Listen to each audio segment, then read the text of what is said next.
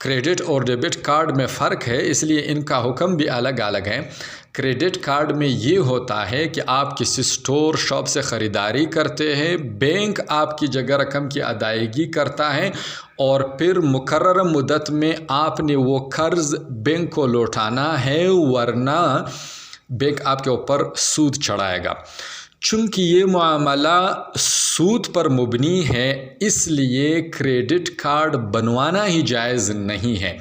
अगरचे बात सूद देने और लेने तक न पहुँचे, फिर भी चूँकि इस लेन देन की बुनियाद सूद पर रखी गई है, इसलिए क्रेडिट कार्ड बनवाना किसी सूरत भी जायज़ नहीं है।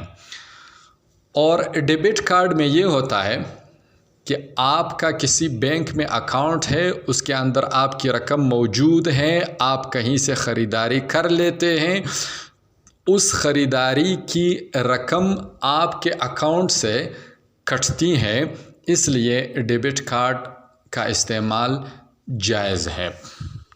लेकिन अगर डेबिट कार्ड के ज़रिए की गई ख़रीदारी के ऊपर आपको रियायत मिलती है बैंक से, तो वो रियायत फिर आपके लिए जायज़ नहीं है, वो भी सूद के ज़ुमरे में आ जाती है।